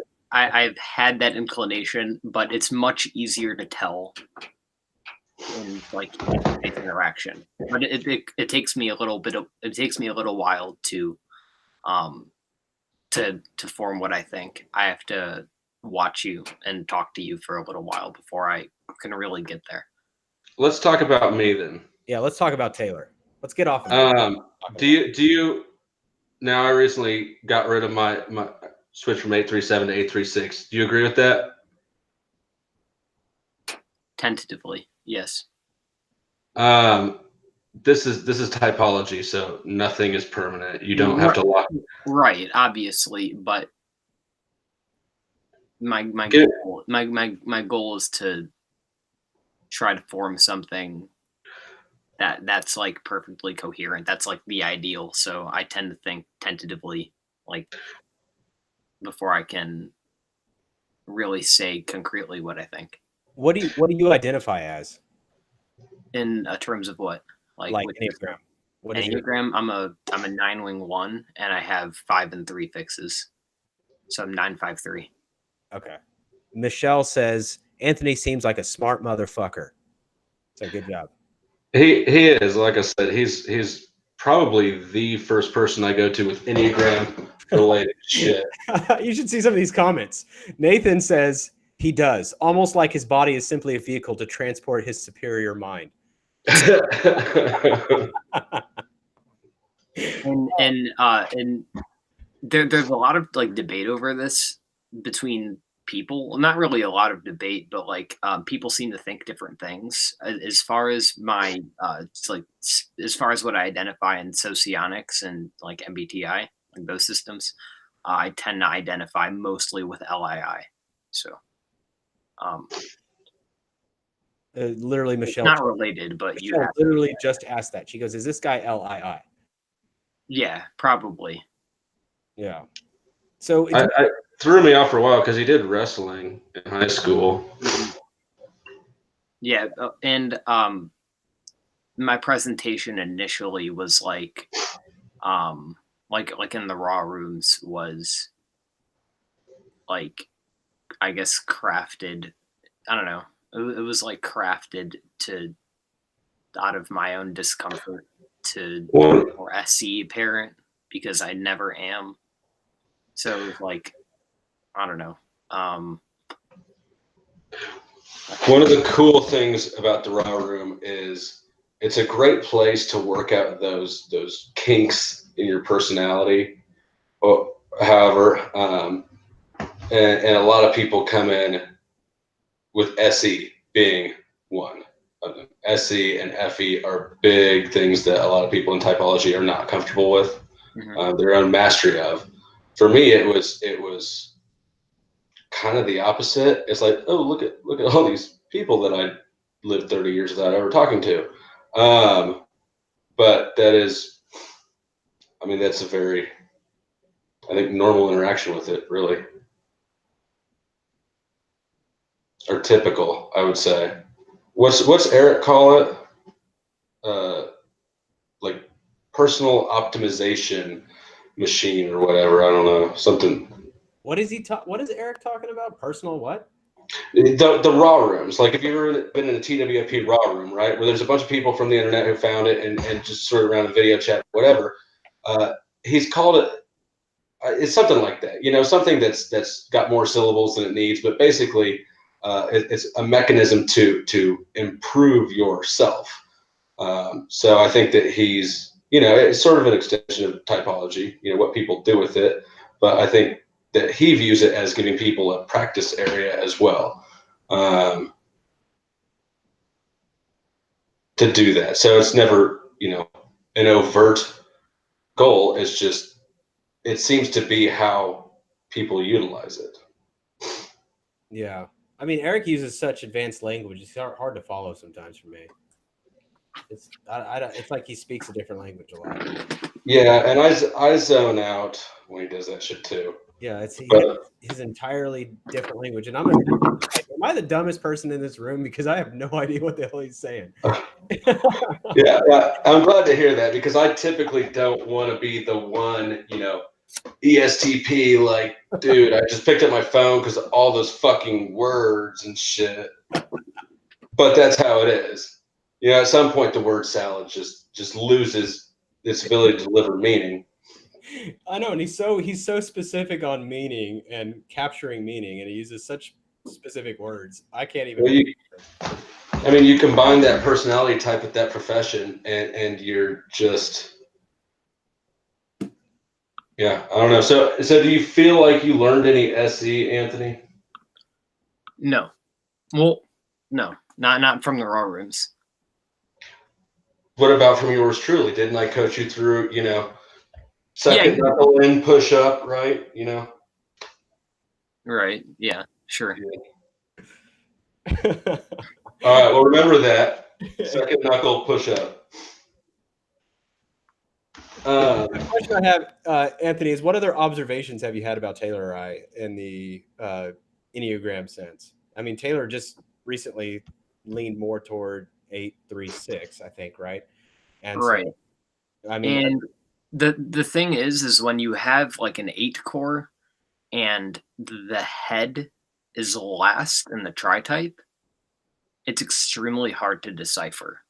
It's almost useless to decipher because like it almost doesn't matter whether he's like 7 wing 6 fixed or 6 wing 7 fixed at that point, because gluttony and cowardice there are both going to be expressed in a way that colors the other two fixes.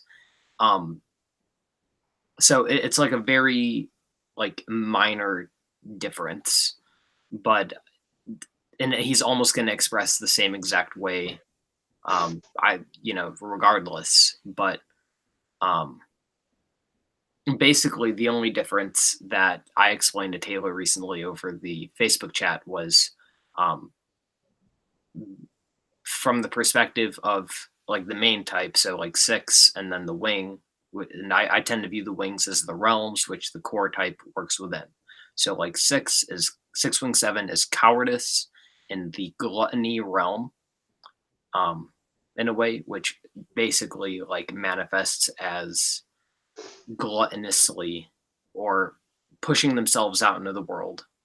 That they have that expansive 7 wing that to find safe security structures or whatever that may be, and to find multiple ones or to find one outside of themselves and then hold on to that. But there's a more conservative aspect to 6 because they always have a subdominant 5 wing as a default of being next to 5. Which is also what differentiates them from 7 wing 6, which is gluttony in the cowardice realm.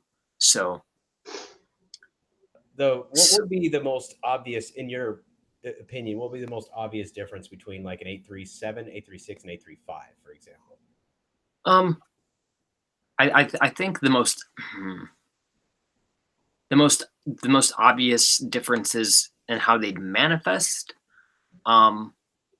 The tri-types have those three tri-types have different like gestalts, I'd think, but I don't have a lot of experience with any of them. But 835, from what I've studied, and I don't really know any, but they like from the ones I've studied impersonally have really been representative, like on the average to unhealthy stages of that tri-type, of like they're kind of Mephisto-ish. Like they really take on a lot of the dark triad traits, and in some sense, they're like the 3 types that repress their feelings for the sake of gaining some type of omnipotence. So there's almost this sense that with that tri-type, like they're selling their soul to the devil in a way to get what they want, which might be which is like a bit of hyperbole, but it's like their gestalt. 836 has double attachment, but with 837, the reason I had questioned whether Taylor was 837 was given the amount of time he did spend and does spend in things like the raw room.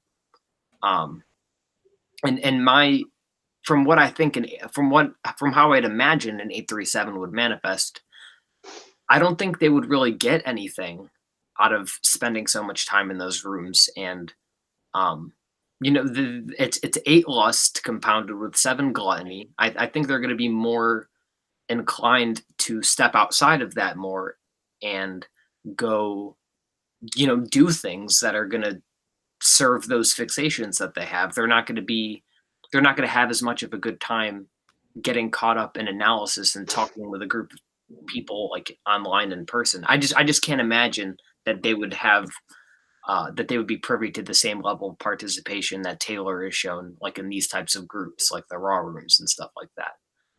And And I guess it's worth keeping in mind on that note, though. Remember the form in which my lust was taking at that time, right? I was awake a lot, and I was in a small town.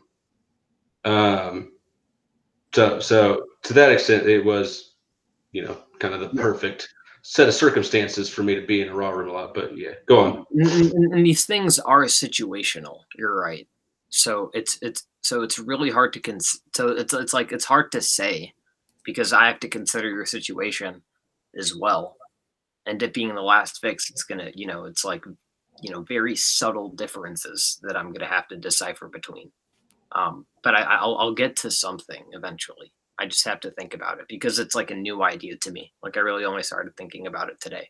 I'd be interested in seeing what you come up with, like in a period of time. I know you've been having this idea of like 836 possibly for me and Taylor, and I'd be interested in seeing what you come up with because I had a hard time sitting on a chat room over a period of time. Like even now I'm getting really antsy. Like I got to get up and do things. It's really hard just to sit here. So I've never been really a participant in a lot of the online video.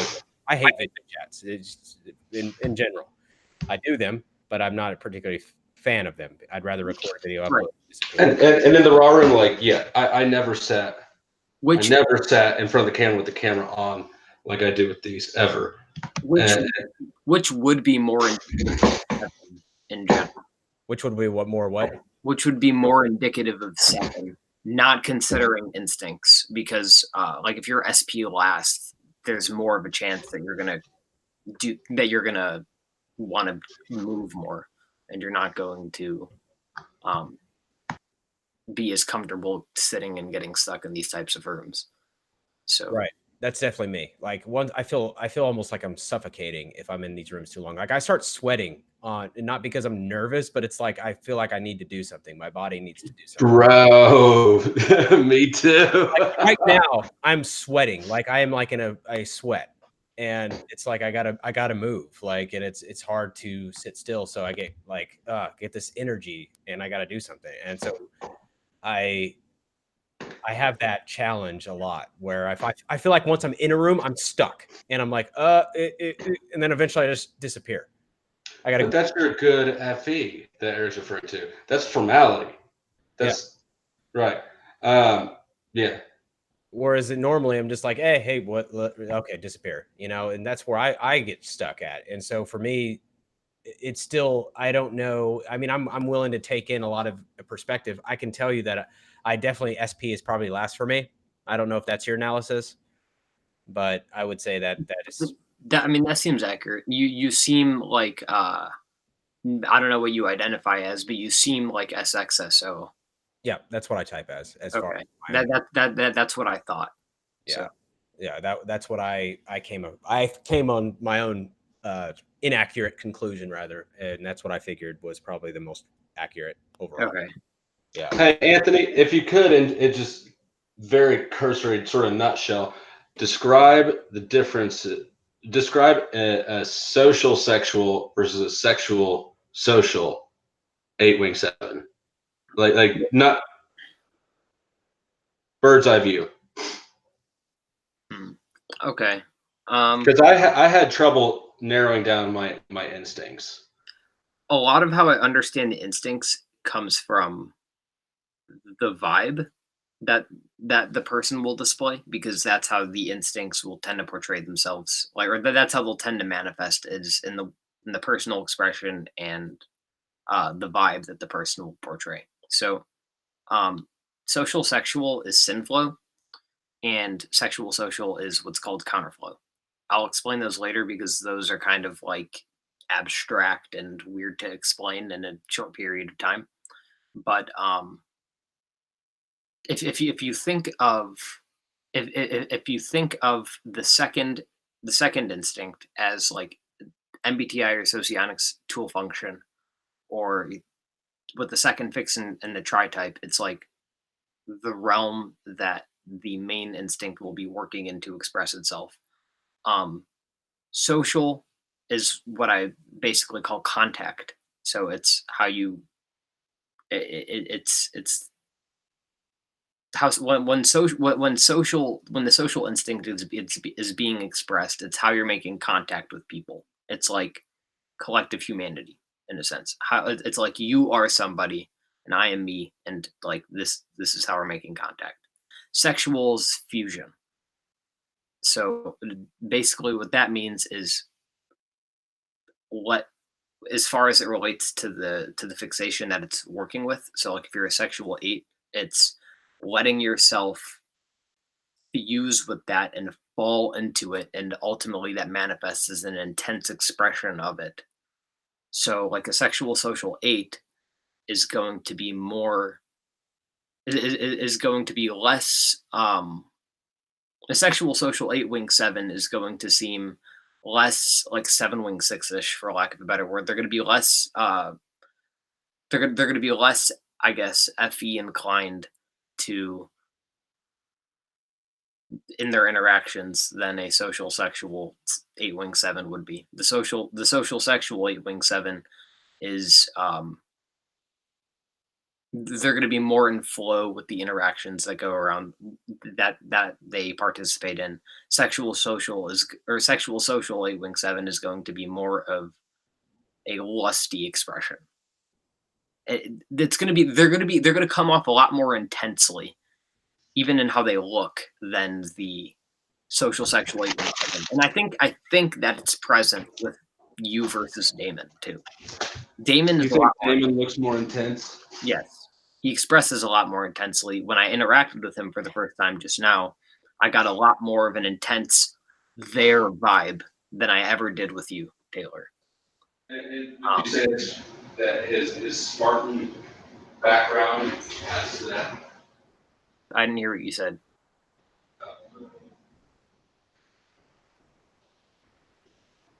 I don't know what he said either.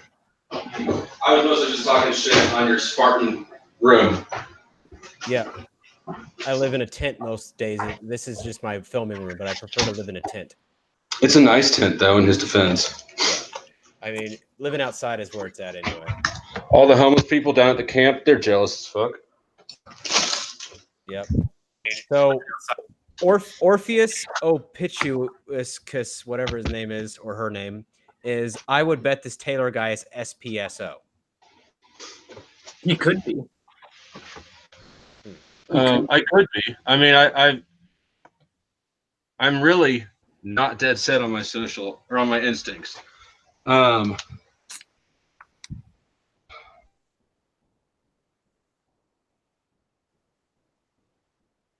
Taylor, did you freeze or did you? I think his connection just dropped. It looks like he's frozen on camera.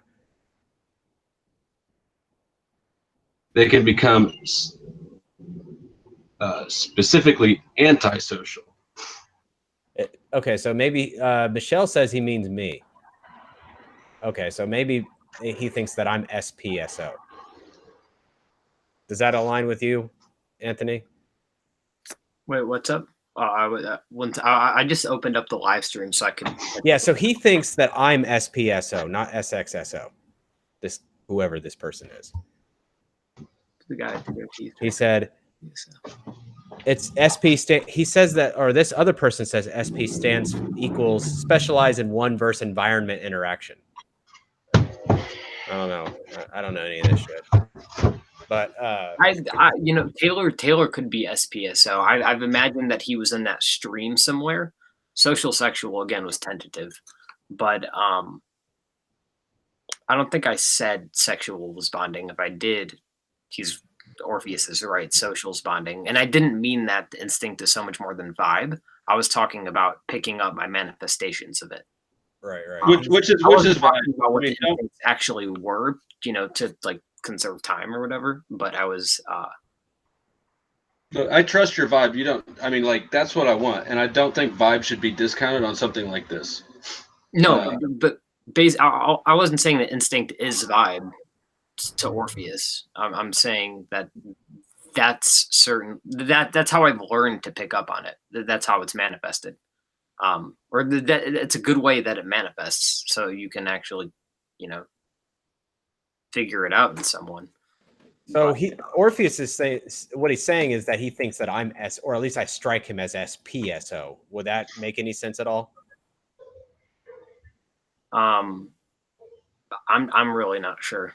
I don't know what that would look strike me as SXSO. That's what I self-identify as too. But he said I Do you strike. think that a SP8 would have more shit they've hoarded? Would have more what? I mean, look at Damon's background. Yeah, look at my room. I mean, I just got to think that a self-preserving 8 would just have more stuff. I mean, I'm sitting on a fucking pallet. I don't have a reason to have this shit. I mean, and he doesn't hoard. No, I don't. I mean, I think the hoarding in terms of SP mostly comes with like SP9, as far as I've seen. What would, okay, so in your definition, what does SP mean? SP I've basically boiled down to boundary. So it's, SP is it's self-preservation. It's like how you're dealing with I think that guy TSEN or whatever his name was had like a sort of decent summary about what it is, like one versus environment interaction. Okay, so a question I have for you that I've always had and I've never got an answer to is the order of the Enneagram stackings. Is the first instinct the strongest and the most visible, or is it the second?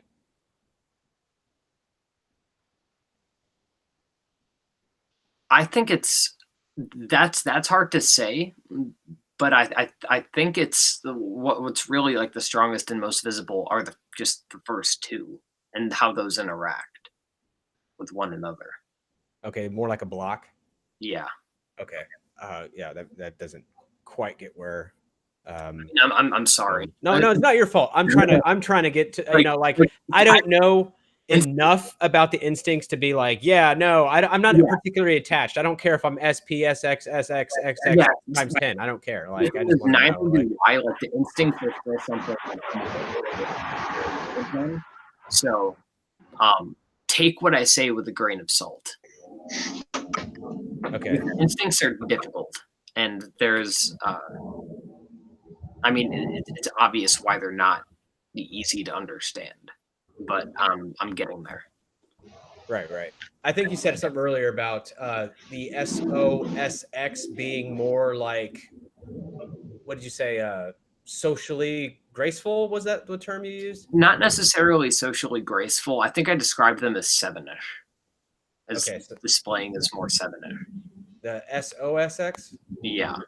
Okay, whereas the SXSO would look as more what? As more intense. I think there's more of an 8-ishness, I think, to SXSO that can come off as intensity. Yeah, because I mean, I've never been called chill. That's one term that I've never been called. I'm not a chill person. I wish I was in a lot of ways, but I'm not. Does that align at all? I mean, I'm sure there are SXSOs out there. Like if you're like an SXSO 911 or something like that, that can be considered, that can be like regarded as chill by people. But I mean, regarding your 8, being an 8-wing 7, I just find it difficult, especially if you are SXSO, to believe that you would be regarded as chill at all. So yeah, I guess that aligns. Okay. Yeah. I'm just trying to make sure my understanding is not too far off. Right. So, I mean, at their core, I attribute SO NAs. Broadly, I think SO is the most charismatic. I think SX is the most intense, and I think that SP is gruff and more standoffish. Yeah, SP usually has like a wall. And I feel like amongst 8s, my wall is really pretty chain link. You said pretty what? It's like a chain link fence more than anything. Really, I don't feel like I have a particularly high or sturdy wall amongst 8s. You like you're only in if like amongst 8s, like along with the other 8s, or if you're in the presence of. I feel like I'm more transparent and more open a little bit than most of the 8s I've met, and it's not a lot. Most of the 8s I've met aren't actually fucking 8s. They're 9-wing 8s or 6s or 3s. But the ones that I have met and who I do think are 8s, I feel like I'm generally the more open 8. 8 is rare. Like Audra and Mark are not 8. I know. They're not. Yeah, I wasn't going to call them out, but I don't think they're 8s. No, they're not. Who? I think you're probably famous people. You're probably the only 8 in the room, Taylor. I think Damon's an 8. No, I mean in the room. In what he's talking about, raw? The raw room? Raw room. Ace. I think Ace is an 8. Ace?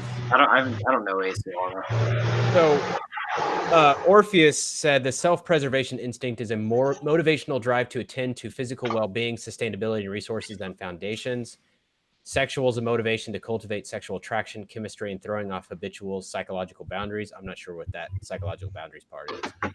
And then a social is a motivational drive to create, maintain relationships, belonging, and vocation.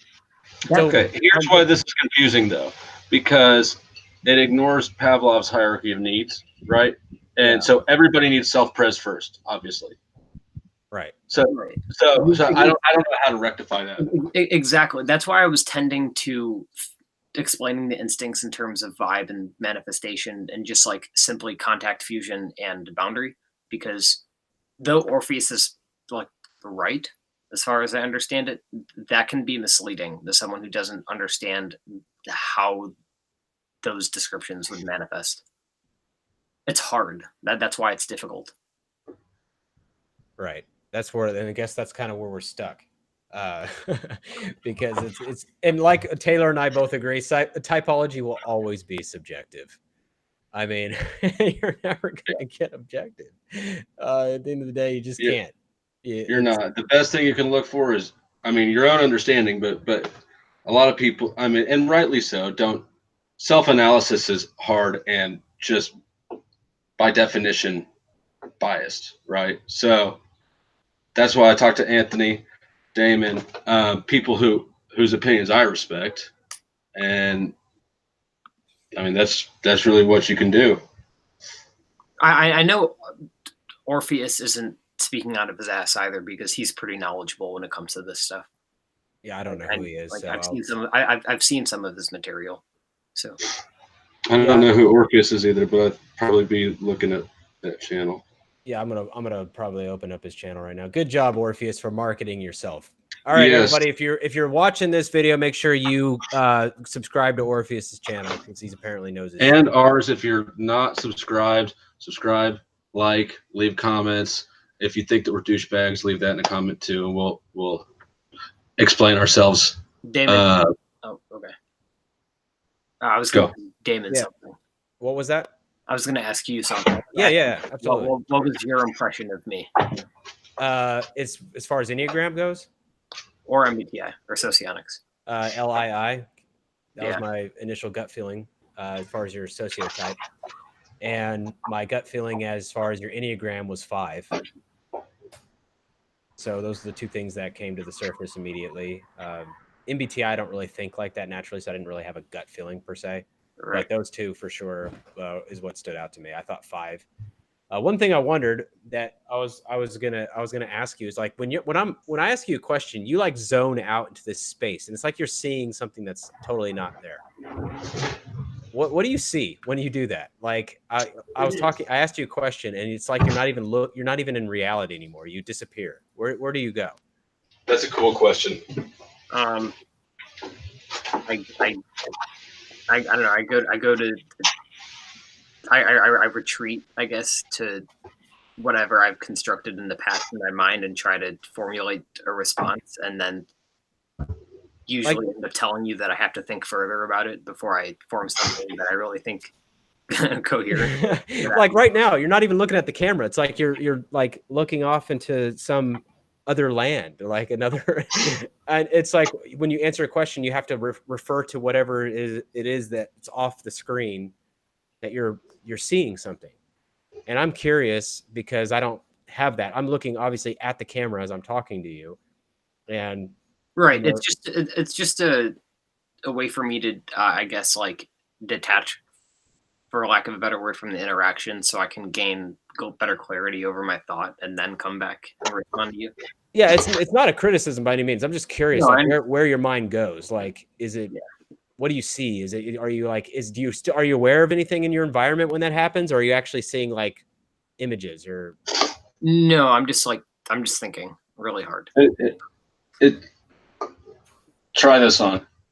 It is this sort of interaction style more likely to be overwhelming or underwhelming for you? Because if I get distracted by a video chat, it's underwhelming.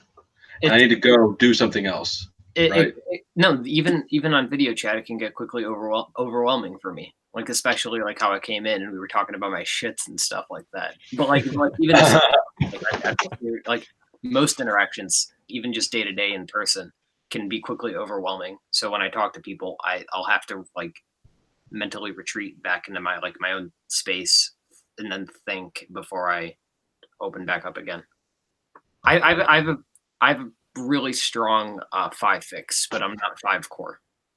Right. I thought 5, but I also didn't think 9. It wouldn't have crossed my mind that a 9 would have just straight up taken a shit twice on purpose. That wouldn't have crossed my mind. So I think I unfair. And my intention wasn't to put you on blast. Like I wouldn't put you on blast for something that I'd be embarrassed about. Like The first time I took it for twice, I'd own it. I'll tell you exactly what happened. So I was on cam, and I've been in the raw room for like 2 weeks at this point, and I had walked into my bathroom. You couldn't see the toilet or anything; you could only see my face. I sat down, took my pants off, put the laptop right on my thighs. No one knew I was in the bathroom or taking a shit yet. But the thing is that I had switched tabs and was reading while I was in the raw room, forgetting that I was on cam. I put the laptop down to get up. So yeah. So my masculinity was displayed. And then that's when my manhood was complimented. And then I stood up, put my pants back on, and realized what the fuck I had done. And then the only other time that I think Taylor was referencing, I just remember when I shit on cam, was when I was in a public porta potty and I went on my phone, and it was obvious I was in a porta potty taking a shit, which I didn't care at that point. Right, it's already been exposed. I mean, what else can you do? You know, and I knew it was gonna be funny, so why not? Yeah, I mean, now that's biting me in the ass 2 years later. Well, you know, at least one was an accident because you forgot. We're admiring the machismo with which you handled this shit. Right. All right. On that note, I think we should wrap this show up. We've been going for 110 minutes now. So, a while. Yeah, it's all of us are ready to go. So, Anthony, I want you back on soon. All right. Yeah, for sure. Like your insight. So connect with me on Facebook or whatever, and we can. I think we're friends. Okay, cool. Yeah. Okay. Let's do that. And also, Thursday, the psychic's in the house. Yeah. Okay, cool. Thursday will be good. That. So everybody's here. Like, watching this, comment, do all that stuff. Yep. Like, subscribe, comment, tell us we're douchebags, whatever you want to do. But in the meantime, make sure you get ready to watch us on Thursday as well, because the psychic will be there and she's going to read into all of our deeper inner minds and thoughts with tarot cards. And also, yeah, and if anyone who's watching has questions that they'd like to ask her, I bet she'll be taking comments from the live stream. Yep. And I'll make sure that she's aware of it if she's not. So, all right, Anthony, thanks again. All right, take it easy. All right, be good. Take care.